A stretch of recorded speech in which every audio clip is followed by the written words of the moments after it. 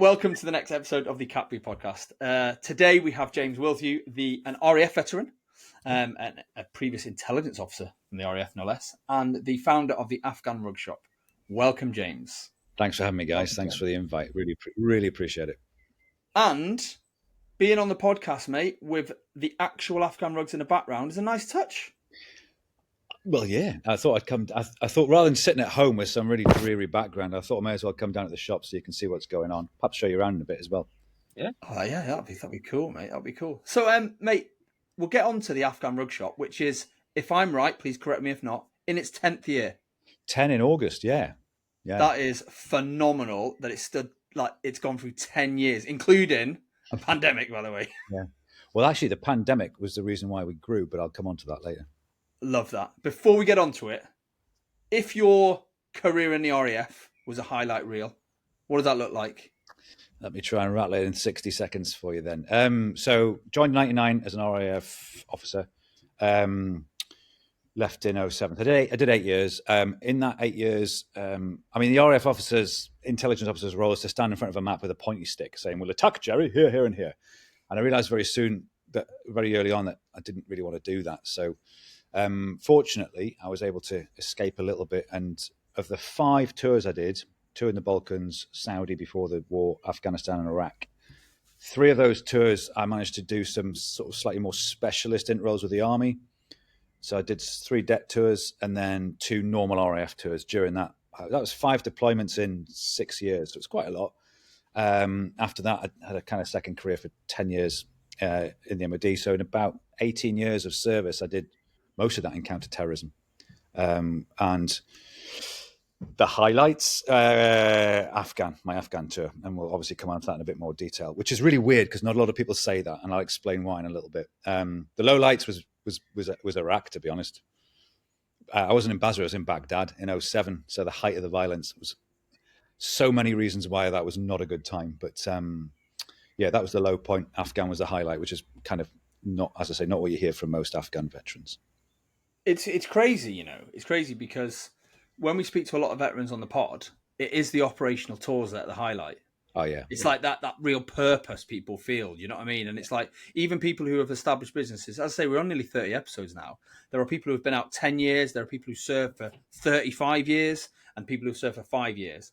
And almost the golden thread is, if the phone rang and they needed to go again, kit be packed. It's also the friendships the bonds you make during those really brief times. They're huge, so special. So for just a quick one, so I was partnered up with a guy called Doug, warrant officer, old Cold War warrior, BEM from behind the Iron Curtain, like both his sons are paras, that kind of, guys from Glasgow. So you get some young junior crab Rupert like me, and you put him with someone like him, and you're like, yeah, that's not going to work. But we served 6 months together 22 years ago, and he's still one of my best mates. He was staying in my house 3 weeks ago, drinking with me. I see him 5-6 times a year. I'm off to see him in a few weeks' time up in his caravan up in I think it's on Loch Ness at the minute. And I'd walk over broken glass for him. There's a lot of that, isn't there? There's a lot of that. Some of the bonds. It's like I did a tour of Yemen, doing counter-terrorism stuff, and the guy I was working with. We were only a small team, and I was working with a guy. He was a major at the time, and then he came over as a lieutenant colonel out there. And we've stayed in touch. We were into the 5 months, and we've stayed in touch. He's now still in, and he's a general, but he still messages me. He still calls me. He's in the Royal. He's like Colonel Commandant in the Royal Welsh. Yeah. And my son, one of my sons who's 19, is in the Royal Welsh. So there's this weird. So you mentioned just connection. Podcast. I thought you're not old enough to have a 19-year-old son, mate, unless you were like 15 when you had your first. No, you're right. Why have you said that now? He's dying out on that now, James, forever. You can come again, man. I look young for 49, but I've got a 22-year-old son. He's in Remy, so yeah. But I'm a man of 5 kids, mate. Oh Christ! Oh, yeah. It works out. I was given like the family follicles. Do you know what I mean? Paul thankfully gave up his. I'm starting to give mine a on three, but yeah. But no, those bonds are, it's those experiences of that. I don't know. It's the ups and downs of a tour, isn't it? And they're unbreakable bonds, man. And you don't come across it anywhere else. You don't. I don't think. Paul, you say about it, didn't you? You say about the fact that we've got, because we're both veterans, the commonalities, those things that people who just wouldn't relate to otherwise. And I think one of the things I love that Paul said was that we all know that feeling of drinking like warm water out of a bottle, warm bottled water.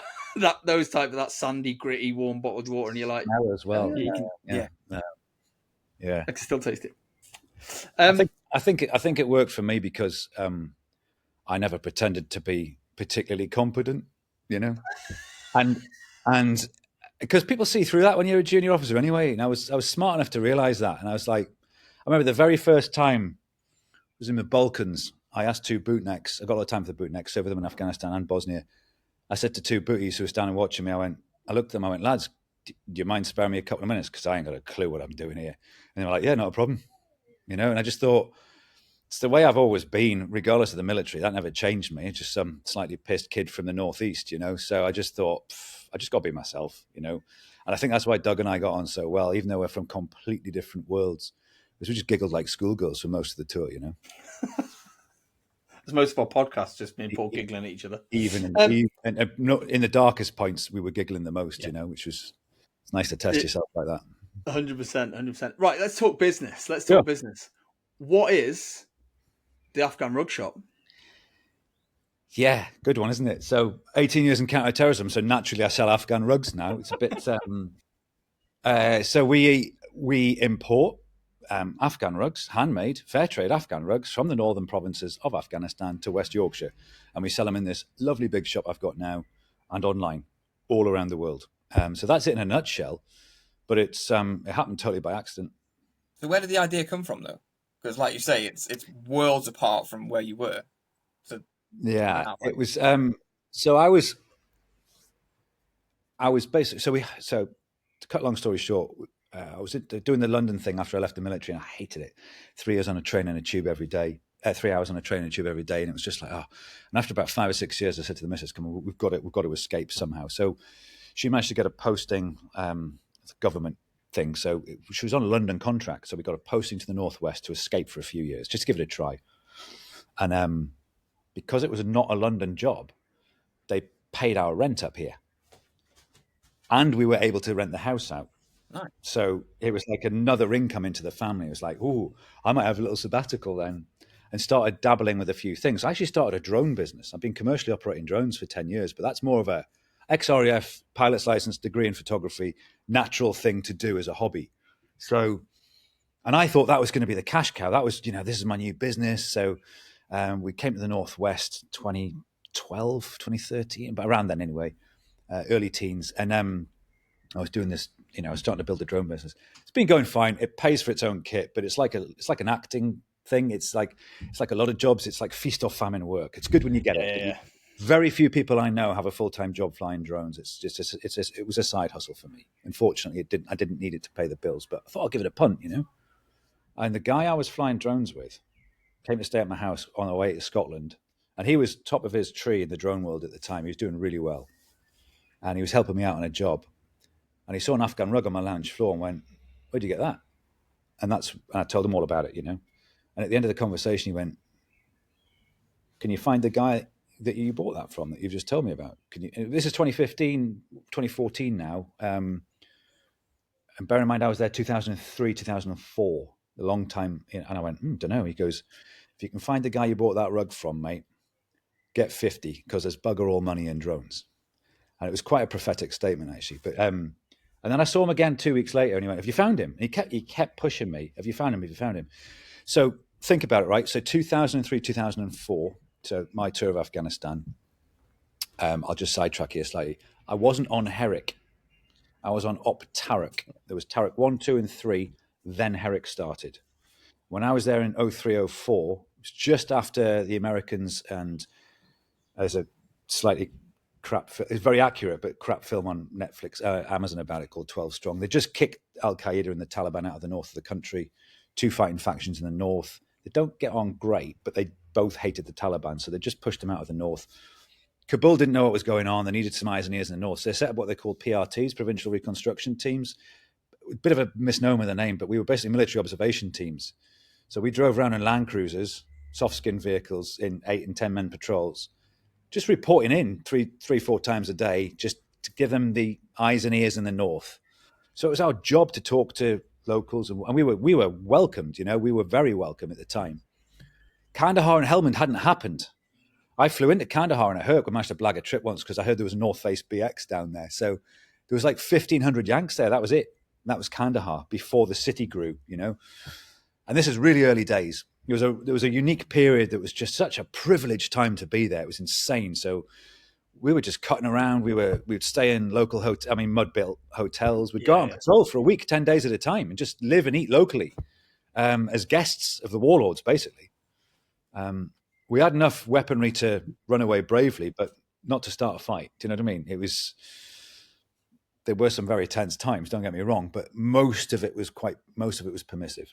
So we spent our downtime when we had it, sat in the rug shops, drinking tea, smoking fags, just shooting it, just watching the world go by, talking to locals. And Mazar-i-Sharif, the city itself, became part of my responsibility for my patrol at once. So it became an even bigger excuse to be in town and just cutting around doing stuff. So I started to get a bit of a fascination for rugs when we were there. I imported 42. I was sending them back on a Hercules every few weeks. Every time I got paid, I'd go and buy some more. So, 2003, 2004, no social medias, no smartphones. Yeah.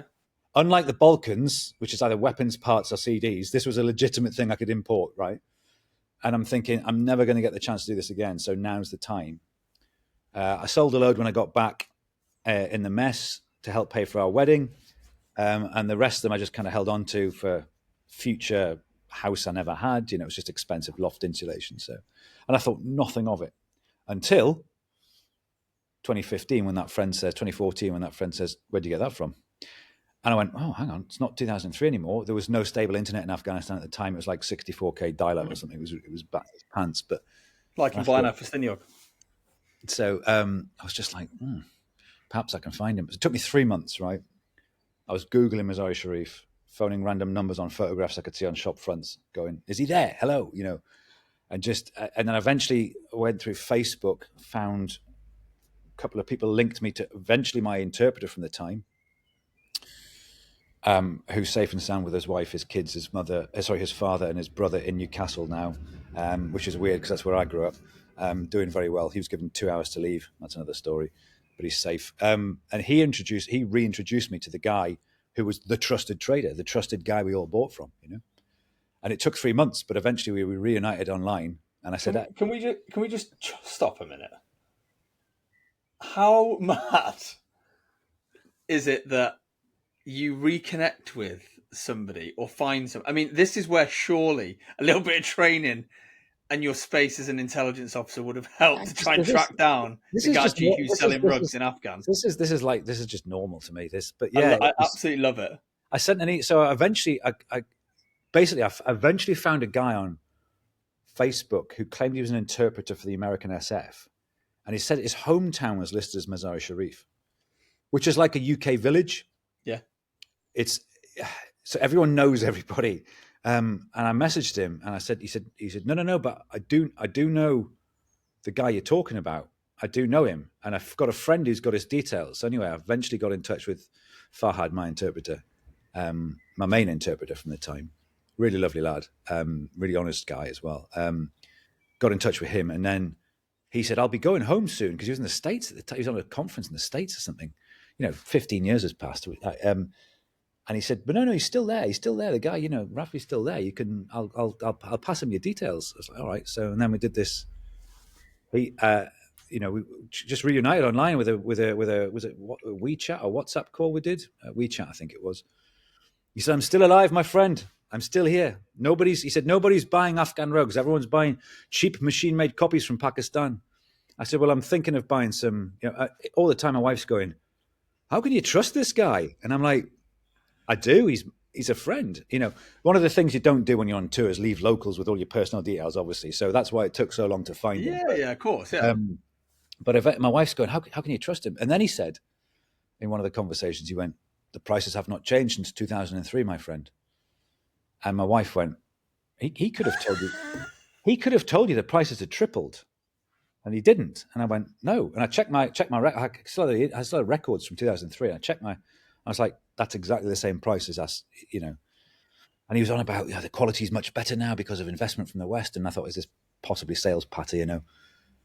But he said, I said, look, try and figure out how you get them to me. I need to figure out where I'm going to sell them.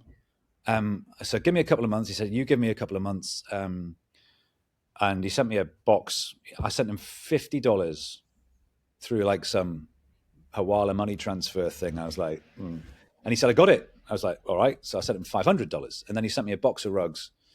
I got to be honest, when I opened the rugs, I was like, whoa, the quality compared to 15 years earlier was that much better. I was blown away.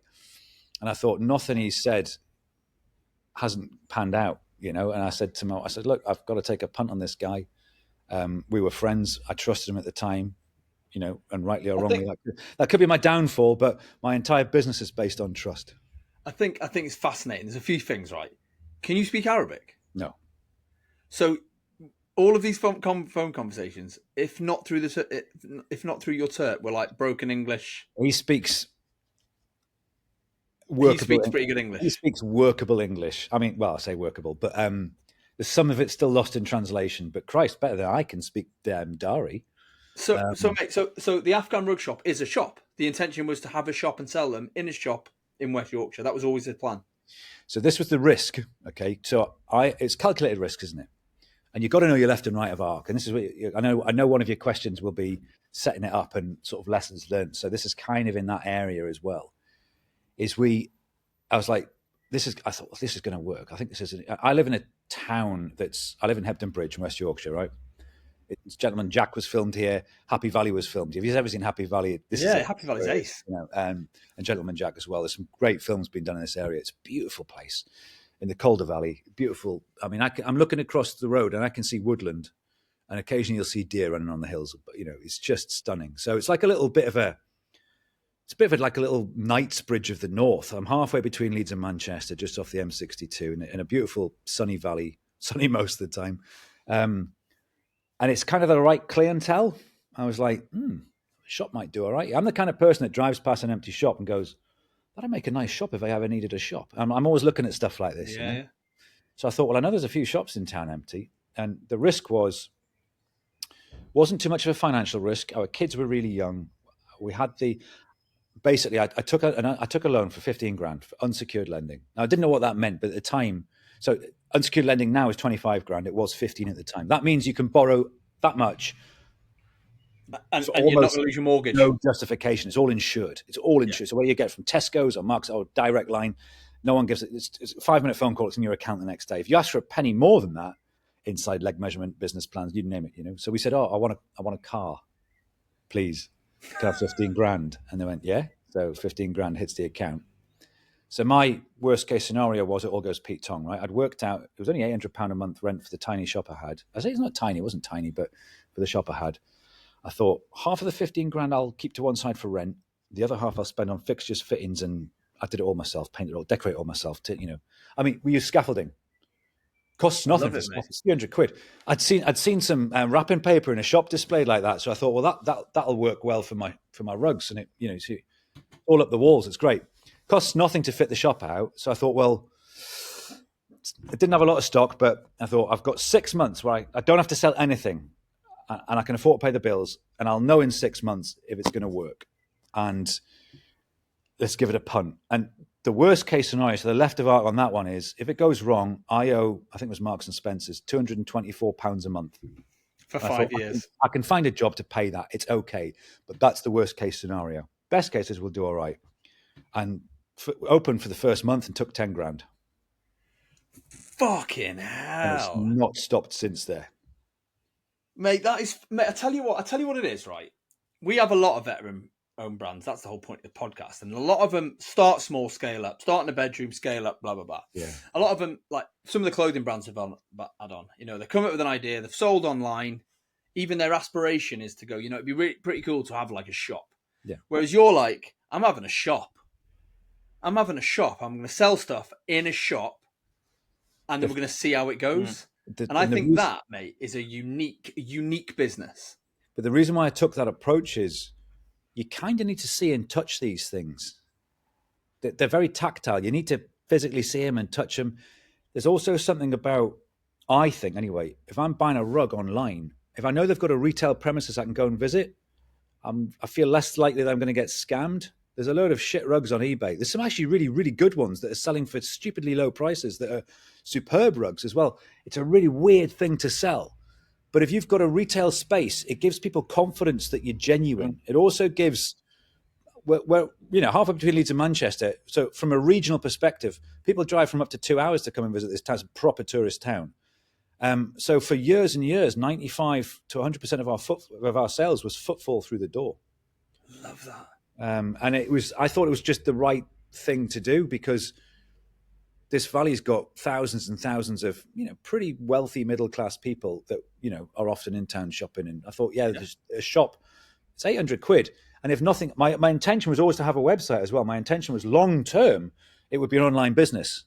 Yeah. But the immediate short term, to get the bills and get the credibility, was to have the physical store. It kind of, the opposite way around to a lot of people. But I just thought, give it 6 months, get a physical shop and see if it works. How have you found that? How have you found like the learning in business? Because just even from the outsiders looking in, you've had to learn retail, profits and all that kind of stuff. You've had to learn rugs. Surely you've got to have an understanding of like rugs. Yeah, but in the or is it just these ones are nice and they feel pretty good? I understand Afghan rugs, and I probably don't realize how much knowledge I have on them, but I'm still learning. Every day I'm learning. But the other thing is, in the early days when I didn't have a clue, and I was like, I didn't know what that was and didn't know what that was. I don't know what that is now, actually. I know what that is.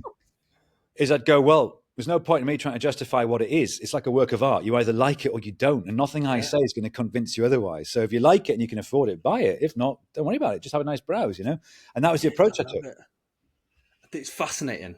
It's fascinating that from a military point of view, because it's one of the things, a lot of the deployments, again, when I spoke about Yemen, fortunate enough to be embedded in the community within Yemen, so it was like buying the food from the shops, buying the meat from the butchers. It was living very much like that kind of thing. And because it's very rare, like in the military, we're well traveled, but you're well traveled to shitholes usually in their worst possible state. Yeah. Yeah. Do you know what I mean? You learn very limited. It's all right saying, I went to Afghanistan and learned a lot about the culture. You didn't. You went to Afghanistan and like Paul, you were clearing, like an IED lanes. You're in contact. You're in this. You're not learning about the foods and stuff. Whereas I think the fact that you had the opportunity and the fact that you bring that to a business with a real authenticity. It was so different, everyone I've spoken to, Johnny Ball, you had him on recently, and I was doing some of the research with him earlier, and we were discussing it all. Not a single person in the groups we were having discussions with had a positive experience of Afghanistan, because they were all on Herrick when it was properly kinetic. I wasn't, it was like Kipling days of the Great Game. We were just cutting around. We were on a motorbike patrol one day for a laugh. Cravats everywhere. It was just, it was an utterly unique small window of time that was a permissive, ish. We'd go into valleys and we would interrupt fighting going on, and within 2 hours we'd be sitting with these two fighting tribes having lunch, going, "Why are you fighting each other?" And just to anyway, it was just a really weird but very gentlemanly way of doing business at the time. But it meant we got full immersion for 6 months, in the culture. There were a lot of negatives I brush over, but that's because there's negatives on most tours. It was just so unique. The positives so outweigh the negatives. That's what I wax lyrical about a lot. I'm hopefully later this year publishing a book, because I'm being a photographer. I have one of the very first decent digital cameras in my pocket, and I've got hundreds of portraits and landscapes from my time out there, which I'm going to hopefully I'll self-publish, but the proceeds go to Afghan Aid probably. But we had I tell you what, we had our last guest on. We haven't released the episode yet. She's RAF veteran as well, and her job, she was an RAF photographer, and she joined in '98, and we were talking on the podcast, which is amazing from her story point of view, because photography hit like a digital revolution, didn't it? So you went from having people would take Polaroids, kind of, or the wind on camera, should I say, but you went from having professional military photographers on ops blending with helmet cams, GoPros, blokes taking digital phones, and that blend and that mixture of raw, authentic footage, as well as a professional military footage, I think really does help to tell the story. It's incredible. It's mad. So no smartphones, no easy access to that kind of technology when we were there. But I had a pretty decent, as best I could afford at the time, one of the first ever bridge cameras. So anyway, it was pretty good quality. And the images now are still pretty sharp. But there's only like 4 pictures of me, I think, from Afghanistan. I think you've got one of them. Hopefully you'll put it in the edit when, for those watching on YouTube. But there's a picture of me stood in the rug market in Antoy. You can't see a weapon. I was armed, the people behind the camera were heavily armed. But and I get loads of positive feedback from that picture. It is a good picture. Doug took it for me. I get a lot of positive comments from the Muslim community when I post it because it says, "Thank you for showing our brothers as normal people, not and it shows kind of just the permissive nature that we were operating within at the time. It's a great picture of me stood in the middle of a load of guys in a rug market, basically. But it's an amazing time to absorb the culture and absorb all of that. No, I'd be interested to hook up with that lass actually and chat to her about the photography side of stuff. You mentioned something there that always resonates with me about operational tours. Now, when anyone asks me about Afghan, and I served on Herrick, quite a later Herrick, but I always say it's one of the most beautiful countries I've ever been to. Right, it is extremely green. It's not what your preconceptions of going there, Middle East. You think it's just going to be desert, but it's not. And the people that I encountered there were amazing. They were so welcoming, and it was just as obviously we were there. There was a small faction of people that didn't like us being there, but the majority of the populace that I dealt with liked us being there. They welcomed us in. If we got into a bit of trouble, shall we say, they would sort of help us out, and that I find is always a shock when I tell that to people because they just it's our perception that blah blah blah, and it's like, no, you're further from the truth. The culture there and the people there were so welcoming to me and what we did out there and that's it's always nice to hear someone else say it as well. I'll drop Matt a few more of the photographs I took that you're welcome to just stick on the edit. But I've said a few times exactly what you've said, is that I'm lucky to be very well travelled, not just militarily, but privately as well, from Patagonia to New Zealand sort of thing. But it still to this day remains the most beautiful country I've ever been to because of both the scenery and the people. Yeah. I think genuinely, I think the story's fascinating. It's almost like there's a book in it, James, like almost like a salmon fishing in the Yemen. There's a book in it because I think one of the things I love about your story, and it's documented on your website and stuff, is you're not a business out for James, RAF veteran, making some money. You have a supplier who's someone you physically met in Afghanistan. And Afghanistan, as we all know, isn't the wealthiest of countries, but you're supplying and buying from the person and people you met all those years ago in a small village. And it goes beyond that. And there's someone asked me recently, and sorry I cut you off there, mate, but there's 2 reasons why I don't. Right, okay, sounds a bit arrogant. I don't need to do this, and I do this for 2 reasons. I do it because it is my identity as a veteran. I'm like, so if I go to any of the like London meetings and veteran stuff, they go, "Oh, you're the rug dude."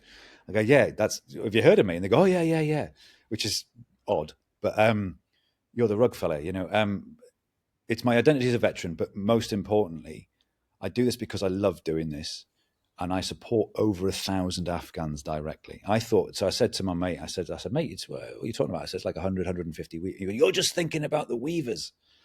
He said, "There's the shepherds, the shearers, the clippers, the dyers, the washers, the spinners, the cutters, the packers, the movers, and all of their families." And I was like, it's a little bit daunting, that. It's a little bit daunting. But we also, we're corporate sponsors of Afghan Aid. They do some incredible projects. They have been since the 80s in Afghanistan. So when we can afford to, we're giving some money. We donate rugs to their auctions every year. We give them cash when we can. But also, I'm just looking at the wall. I've got a sticker up here. We're fair trade. Here we go, right? Prove me wrong, someone, but we are the only rug shop anywhere in the world outside of Afghanistan that only sells Afghan rugs that are fair trade. because that was the next thing it says that, that I've read is that it's like guaranteed fair and ethical trade. Now that is a significant. Again, that's not a little box ticking exercise. That's something that you should be incredibly proud of, and must have been a laborious. A lot of the things that we've been successful with are because they're the right thing to do, not because I felt it looked good. I just thought, if I'm going to run a business, I'm going to run it as ethically as I can. We've all seen some horrendous stuff. And you can be kind and nice without too much effort. And I think that's like swinging the other way, isn't it? After you've done all of the stuff we've done in the military, you think, what can I do that might be good for someone? And to be able to still, though, have a positive impact on a region that was an operationally hostile environment 20 years ago is incredible. And our fair trade accreditations based in Bern in Switzerland, they cover loads of different countries. Got 2 reps, one in Kabul, one in Mazar Sharif. And I've got some more posts to put out soon about it. But so we pay them a couple of grand a year. All of our weavers get free physio and health checks. Their whole family get health checks. They get so often get bad backs or bad eyesight after a while. So they get the glasses they need, they get the care they need. That. So during COVID, we got a handout. Retail rateable premises, no questions asked. They were chucking money at you. I know not everybody benefited from that. I do, it's not my fault. It's just I happen to be in the right position. Yeah, of course. It's like, what am I going to do with 10 grand? I was like, so we gave it to the fair. We gave thousands to the fair trade guys, and I got an email saying you've just fed 36 families through the winter. I mean, sacks of rice, barrels of oil, all onions and stuff, And I'm like, yeah, because that's an important thing to do. So it's not just about buying from them, and they're getting money for it, and it is a reasonable wage in Afghanistan still to this day. But there's more goes back into that community through the fair trade, through Afghan aid. And also another veteran I must introduce you to, actually, Jim. For every single sale we make, I plant 5 trees. So they're worldwide. The UK trees are a bit more expensive, but the UK trees Jim plants, they're planted by veterans with PTSD to help them on nature-based tasks. So James, again, honestly, and but this isn't hard. This is easy. And I can't understand. I'll pay living wage. So you can get a little sign up on the wall there. There you go. Is there? I'll pay a living wage because it's the right thing to do. Yeah, I mean, I could work in this shop. I could work here myself. I don't, but I could work here, make a load of cash, and I don't. I choose not to. I choose to have my free time to myself. I've been very lucky with people that work for me. Currently, Amanda, who runs the place for me, is just amazing. She treats a place like her own. It's one of those things. If you look after the people that work for you properly, generally they'll look after you. It's not hard. So a lot of things have come quite naturally. But it's not rocket science, I suppose. But I see a lot of people get it wrong. I disagree with you. I disagree with you in the sense that it doesn't come naturally. It's really a leadership thing from the military. You look after people, man, and you look after your team, you look after people, you look after the people because you've got a common goal, you've got a common focus. And there is a lot of people. If it came naturally, there isn't a shop in the UK that would have disgruntled staff. So the fact that you have this experience of deploying an ops and you have this leadership experience is why people enjoy leading you. People in the military, we had Johnny on the podcast talking about the UK Afghan veterans community. Yeah. And he said, he was, first of all, he's a fascinating talker, and what him and Matt have done is brilliant, really, really inspiring. And he said there is what veterans bring to industry in leadership and resilience is there is a gap. And the fact that you've got this small business where you're, as you say, you're not just supporting in Afghanistan, but you're supporting people locally. You've got local employees. You're bringing people are traveling to come to your shop. It's in a really great area. I think it's fascinating, mate. And I think you should. I wouldn't play lip service to the amount of you that is the reason it's a success. Yeah, no, I'll take that. I'll take that. We've also got to be careful. We've got to be quite careful as well, because I was offered, the BBC wanted to come and do a big interview. I've been offered so much free media. It's amazing. But we've had to, since the takeover, we've had to temper it slightly. I can't really do any advertising that would get pinned on international websites and stuff, because it's been okay for 2 or 3 years now, actually. So it's not as bad as we first thought. But we weren't sure that the guy I buy from would get lynched because he's supporting a British. So we had to be really careful. So whilst digital marketing and advertising should be my focus this year, there's been a 12 to 18 month blip, which Paul and I'll talk about in a little bit, but that's just slowed me down slightly. I'm not looking for rapid growth. I'm not looking for any of those things. Sometimes you just got to say, I've got enough. Don't get me wrong. There's still things to be done. There's a lot of things to be done, which I'll come on to in a second. But at the same time, it's a big thing. There's two things in the transition that and it doesn't matter how long you transitioned, that you pick up on. One is punctuality. Nobody understands punctuality once you leave, and it drives you mad. It drives me mad still to this day. But self-promotion, like you just mentioned, mate. Even now, like when you said, you come on the podcast, I was like, why me? And then I was like, no. Why not me? Because you're so used to not promoting yourself in the military. Unless you're above the rank of full colonel, and it gets very self-promo that because everyone's fighting over the jobs, as long as you've been lower than that rank, it's a team thing. It always has been. And it feels, even now, feels wrong to try and promote yourself. But I was fortunate enough I used to hide in the shadows a bit, and I never really spoke too much about the veteran side of what I did in business. I was very, very modest about all of it. And also at the time, there were still threats to UK soldiers in this, back in 2015. So there's no way I could live with myself if my shop had been targeted or anybody being hurt because of my links to the military and stuff. So, but then I was kind of thrust into the limelight a little bit in 2019. I was put forward for a Soldier and Honor Award for business impact in the community. I didn't win the award, but I was given a highly commended because they wanted to recognize me for what we were doing. And that kind of I was like, whoa, probably shone a spotlight on me. And I realized nothing bad happened. And I went, oh yeah. And it really helped the business. So I was like, I've become a media whore now. I love it. It's great. I love it. And what I take from something you just said there, which is the BBC came and you said no, the CAPB podcast came and you said yes. What are you laughing at, Paul? Sorry, man. That's exactly. We've got it on video, mate. He said that. James said that. Wow. Just a quick one. There's a few things I want to ask, and then what we'll do is we will get into a bit of a conversation on health because I think it's really important and it's a wasted opportunity if we don't do that right. So there's a couple of things. First of all, with the rugs. Do you get what you're given, or can you say, hey, I would like you to make a specific rug that looks like this? So literally half an hour before we came on here, and you may show a picture of me at some point, for those that are watching rather than just listening, of me stood in a rug market in Afghanistan 23 years ago.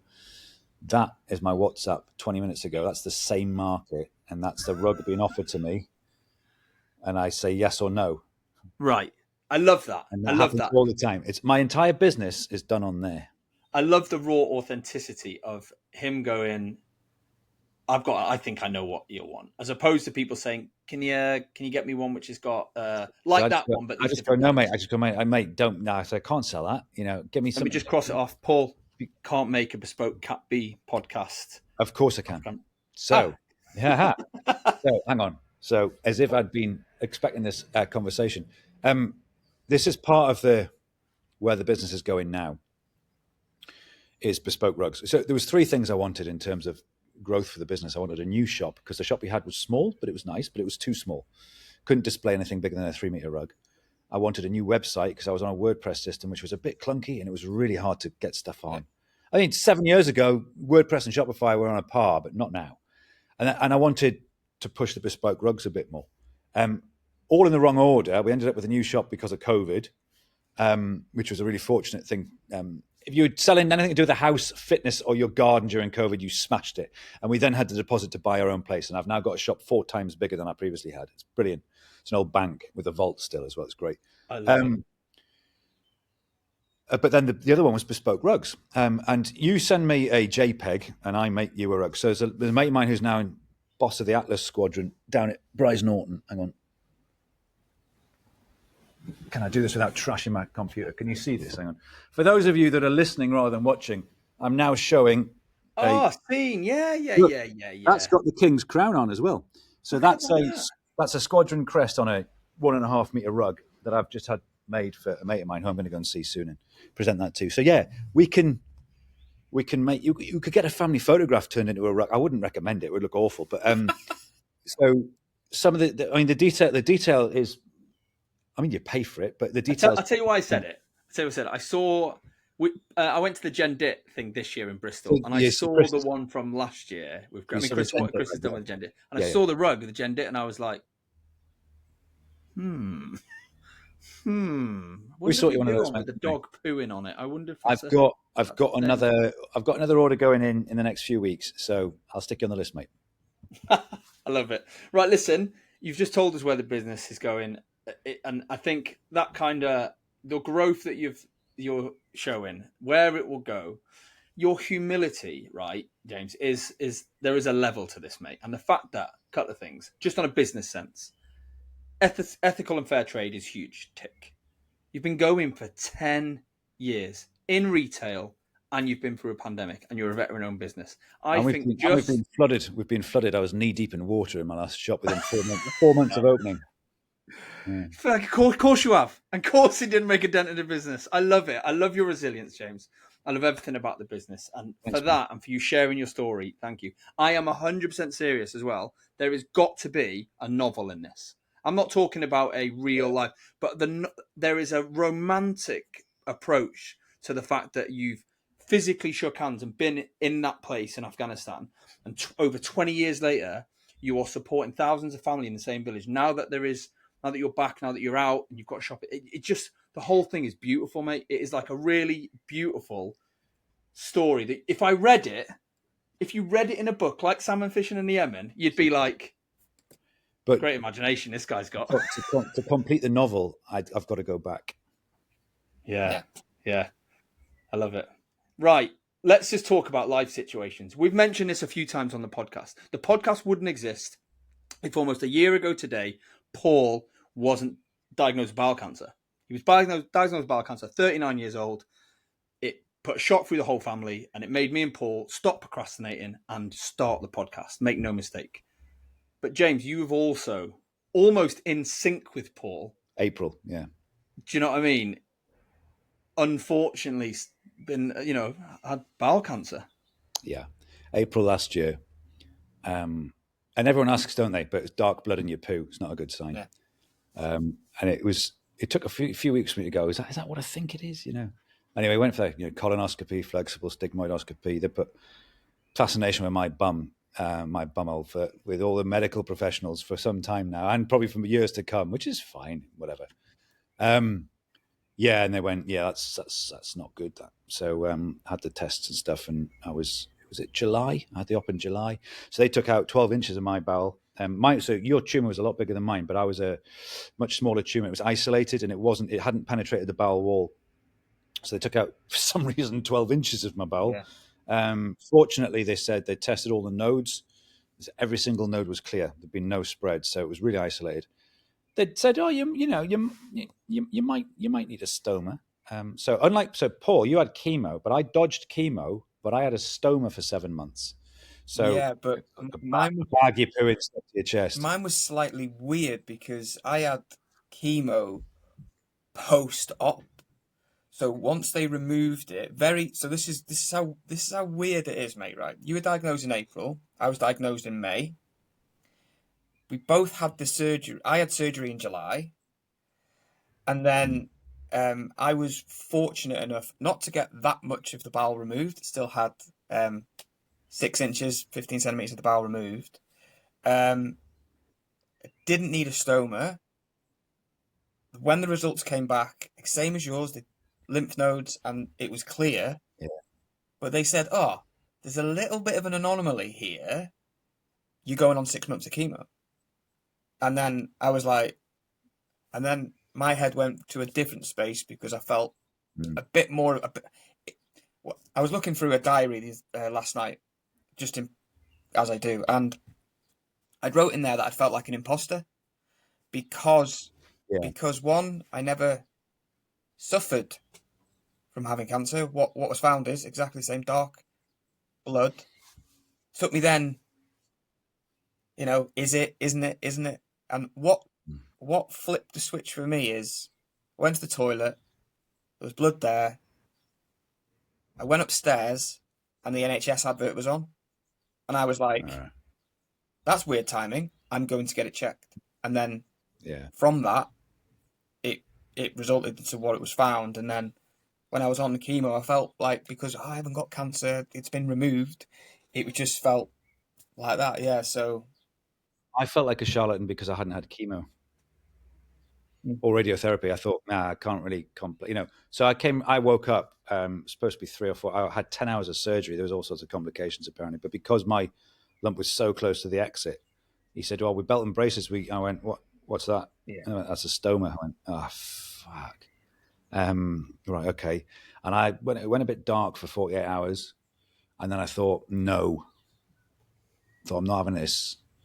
I can't, no, this is here to help me.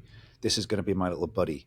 And I quickly tried to right, where are the positives here? This is here to help me get better. So, the most frustrating thing, but I felt like a charlatan because I thought I've had no chemo. I've got nothing to whinge about, but I sleep on my front. So, yep, nope. Yeah. So 12 months of and you can't even sleep on your side because it fills or spills sometimes. And you're so I'm lying like this going, oh, fuck, I can never sleep. I'm like, oh no. So that was first world problem, I suppose, but minor gripe considering the alternatives. But still, that really wound me up, not being able to sleep on my front. But then, and again, the other one is because of my wife's work, she gets private health cover, which actually, if you look at it, unlike it's cheaper than PAX, it's like 50 quid a month for an adult of our age for Bupa cover. But so she had the coverage. So when I had all the enemas and dye tests and stuff after 5, 6, 7 months in total. I had the tests done to say, oh, it looks like your arse is working again. Let's take the bag off, or you can have the bag off. It's a 12 to 18 month waiting list on the NHS because of post-COVID. It's non-critical surgery. So yeah, I get it. I get it, made a phone call. It was gone in 10 days. So again, another reason for feeling like a bit of a charlatan, because a lot of other people have to obviously live with it for another 12 or 18. A lot of people actually, I was told by the stoma nurses, they said it's a $6,000 operation and people find the money, they borrow it, they do whatever, because it's, to know you can have it off, but then leave it for another 18 months is really frustrating. So anyway, yeah, we've both mirrored that same period of time, but we're still here, mate. We are. I think it's crazy. I think it's crazy. I obviously haven't had a cancer, but you are both young, you're both fit, you're both, incredibly inspirational. It really is. Paul and I we're pretty close as brothers, but I didn't think we could get closer until Paul was diagnosed with bowel cancer. And it was like a weird thing. It was like, you can't, you're my younger brother. You can't be diagnosed with bowel cancer. The biggest thing with Paul that makes me laugh, and it really does make me laugh, is Paul was diagnosed on a Thursday evening. We were all upset. I was very upset. Don't cry very often made me upset. And Paul was booked in to do an ultramarathon on Saturday. And I was like, fucking hell, mate. Can't believe, you're not going to be able to do the ultra. And he was like, what do you mean? Now, just a bit of context. We were both going to do an ultramarathon that year. Yeah. We were both doing the Snowdon Ultra 24. Yeah. Our first ultra. So Paul's like, yeah, well, I've got the ultra. I was like, yeah, but you can't do it, mate. You've just been diagnosed with cancer. He was like, I'm doing an ultra before you, Matt. And he went and did the ultra on the Saturday. Yeah. 40 odd miles down the Offers Dyke thing. Like less than 48 hours after having his colonoscopy and thing. Mainly, and I know why he did it. He did it for bragging rights. Oh, do you know what I mean? And at that, and he always, even afterwards, when he had his operation, he would be like, "I've done an ultra and you haven't." I'd be like, "Fuck off." But I love it, and that's the level of resilience, like joking aside and humour, that Paul would do it, and everyone was saying, "You can't do it, Paul." And he was like, "Yeah, I can. Yeah. I'll show you."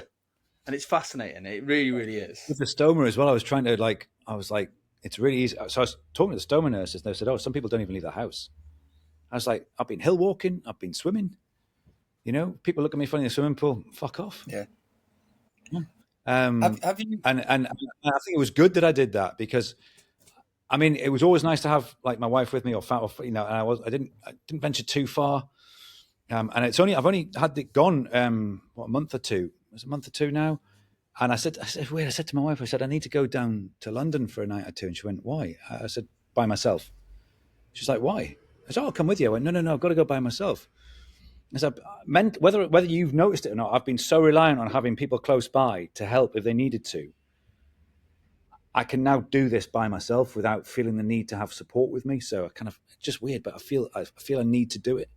So I'll go and stay in the RAF club for a night, catch up with a few mates and have a beer and just come back the next day. But it's something I need to do just to kind of close that chapter. I 100% get, I get that. We mentioned it earlier on, and I but like 9th of May is when I got diagnosed, and So this year's like my canniversary. I've coined it, right? And Yeah. my treatment stopped at the end of January, and then it was a 7-week break to get my body back to normal because the chemo kicked the living shit out of me towards the end. And I'm now waiting technically in year 1 now, so I'm waiting for CT scans and another colonoscopy, which, funnily enough, I've had a phone call this morning about, but I'm on the system, which is great. I didn't know, we had no confirmation until way after my operation. So I got a phone call from the surgeon saying, I can confirm that you had, but he said, but you now don't, in the same sentence, because it's in the bin.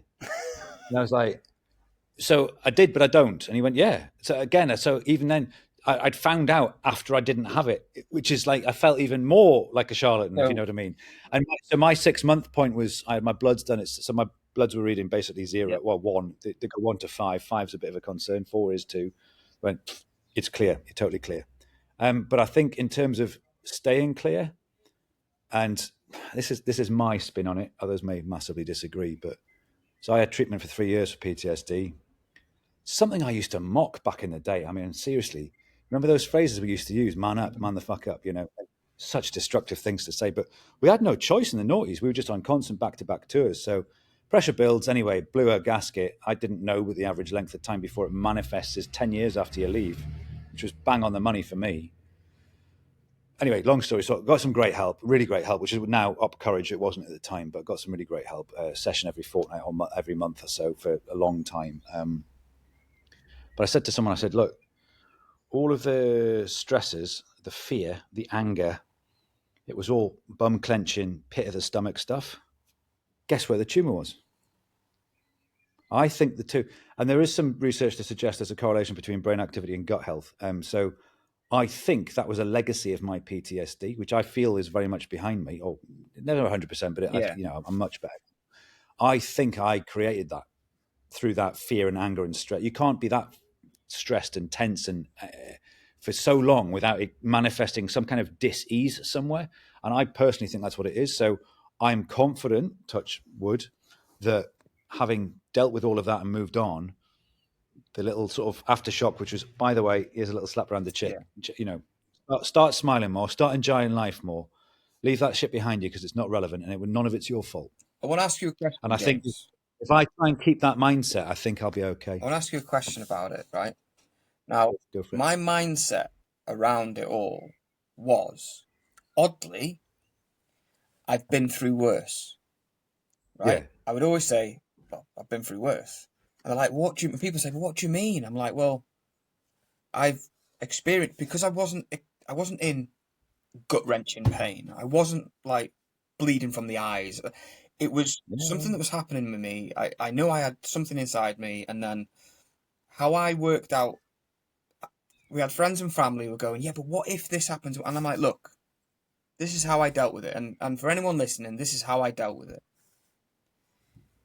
I dealt with it in small modular blocks. So they told me, you've got an appointment on Monday. I just need to make it till Monday. Yeah. Okay. What's after that? You've got an operation in 2 weeks. I just need to make it those 2 weeks. Anything past that is absolutely irrelevant at this point. And then when they told me about the operation and how they were going to do it, it was almost like the cancer had gone. It was almost like the word cancer was like, yeah, it's cancer, but you're going in for an operation. And that's how I managed to get through my treatment, by going, okay, what's next? What's next? What's next? And having that modular, small little wins. Oh, I've got through this appointment today. And it was the same with the chemo. And it was when everyone, and I always say that, like, worse things have happened to me. And they're like, well, how, what's worse? And I'm like, I can't explain it. Like, but I feel that I've been through worse physically, mentally at points in my life, as opposed to what's happening now. And I think that helped me in good stead to get through. And we still say, oh, I've been hotter, I've been colder. Exactly, yeah. When it's cold, it's the same thing, isn't it? I think one of the things, Paul, I remember as well is that your daughter, Meg, was about to do her GCSEs, wasn't she? Ooh. So Megan had her GCSEs to do and Neve had some stuff to do. And it was like you made the conscious decision to not tell them until after the GCSEs, which would have finished in like June type thing. And that must have been hard and selfless again, because like you're going through all these things in your mind. You and your wife Mag's trying to sort it all out and trying to process it all. But the kids don't. It's like they don't. It's like your burden. I remember you saying to me, "They don't need to. It's my burden to carry." I remember you saying that because I was like, mate? "You got to tell the kids, mate. You got to tell the kids." No, what's funny, I came back from the because I got told, James, during the colonoscopy, they'd found it, and I was like, "Shit, okay." So I got told provisionally, "This is what it is." So I came back from the hospital, and Meg, my daughter, said, "Oh, are you dying then?" And I was just like, no, I'm not, mate. And she was like, "Oh, right, okay." And she always brings it up now. You could have told me. I was like, "Yeah, but I wasn't gonna." Like, I'm not going. So I've got two boys, 11 and 14, and I only told them 2 months ago when the stoma came off, because I wanted a conclusion for them. Yeah. As I said to, I can't remember who I was talking to. I said, it's not their job to worry about me. Yeah, that's what Paul said. The same thing. Yeah. Paul said the exact same thing. Like, that's not their job. It is fascinating. Honestly, it has been talking about the Afghan Rug Shop's one thing, right? I genuinely think it's one of the most inspiring stories I've ever heard. Yeah, definitely. Thank you, mate. And even talking about it on the podcast, and I've seen your stuff. I've seen some of the rugs and that, and I was like, this would be quite cool. But the backstory that goes with it is like phenomenal. It's isn't really just I've got an idea, I'm going to find a supplier. Totally normal. It's normal for me. But yeah, I have to remind myself when people like yourself engage with it for the first time, and I'm like, yeah, it is quite cool, actually. It's not normal. I'm telling you, it's brilliant. It's romantic. Two things to inject with there, Matt. Two things to inject with. As a result of the podcast, if anyone... So I sell war rugs as well. It's not an under-the-counter thing, but it's a really niche thing, right? But the lads love them, right? You can get them as cheap as 95 quid. Don't think they cost thousands of pounds. They don't. But if you go on my website and check out, when you hit checkout, if you put in CAPB 20, you'll get a 20% discount for all your listeners until the end of the month. Until the end of the month. It's got a few weeks left on there. It's a bit of a big one. I can stomach the 20, I think. Our margins aren't massive. You'd be surprised. Normally you get 10% through Defence Discount Service. DDS 10 gives you 10% all the time. But I've done a 20 for you guys until the end of the month. And yeah, we sell war rugs. There's a whole different story about war rugs. And some of them you might consider slightly distasteful, but given the community, given the community that we're with, right? Okay, check this out. Bearing in mind, right, before I show you this and before I explain it verbally to those listening rather than watching, the Afghans record what they see going on around them. It's a record of social history. It's like the Bayer Tapestry. Okay.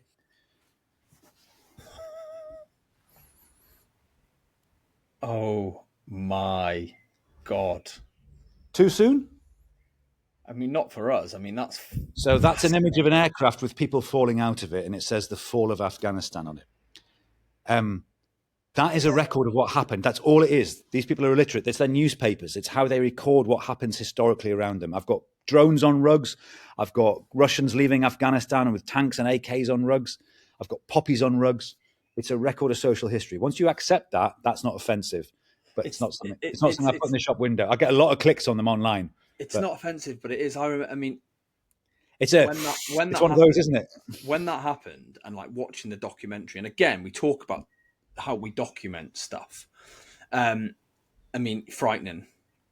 That it was like similar to the 9/11 people jumping out.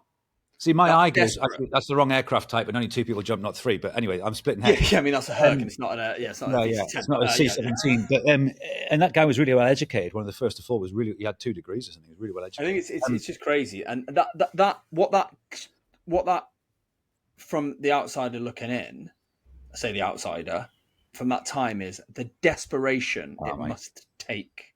No. Like the 9/11, the people who jumped from burning buildings during 9/11 is like the desperation, and for you to do that is crazy. The war rugs, I think there's the military community. I think are the only community. I get a lot of American collectors, and so when we had them delivered and had them on the shop floor, we have everything on the floor to start with when it gets delivered. Loads of local, like middle-class people were coming and going, oh, these are fascinating, and we're buying them. And I was like, okay, great. So we just left a few out. But at the time, hundreds and hundreds and hundreds of veterans were on WhatsApp doing all sorts of shady deals and extracting people and friends. And it's still going on now. But that first few months, the amount of people we were bringing, I was loosely involved in helping my interpreter get out, but it was all under the radar stuff. WhatsApp saved a lot of lives. There was quite a well publicized story about, is it Now's Our Dogs? Is it Now's Our Dogs? It might be the guy who was basically getting animals out, the animals out, and people were like, there's people and you're getting animals out. It's like, no, it's not the same. Yeah. They're not the animals aren't sitting in the seats. Do you know what I mean? I remember it all being over the news. I mean, it was a level of desperation, but I think to round off the discussion of the podcast, it has been fascinating. It's amazing that you two are both on the road to recovery and healthy. I think cancer's a horrible thing. Fuck cancer. I'll say that forever. And I think that to see where you are, and like you said, there has been some dark days, James, and I know that there's been dark days for Paul. It's amazing to see you both well, and your story about Afghan Rugs is amazing. And the fact that we've got a discount means that I will put a post today. Thank you. So that people know. And people can look at the website, look at the link, and get a discount. Because if there's any businesses out there want bespoke rugs, get in touch. They're not cheap, but they're not designed for individuals. They're designed for like businesses and stuff like that. But we get a few made here and there. Thank you both for having me on here. It's good to chat, Paul. Finally, after all, and Matt, after all this time, because we were delaying doing this podcast because of my treatment and because of getting the bag off and all those things as well. But yeah. At least you're on. Life gets in the way, man. Sorry, yeah, life does get in the way. It does. But we're onwards and upwards, mate. Onwards and upwards. We'll hit it with a new angle. We'll hit it with a new direction. That's what we do. It's been great to have you on, James. Much appreciated. Thanks, guys. Really appreciate it, man. All the best. Take care.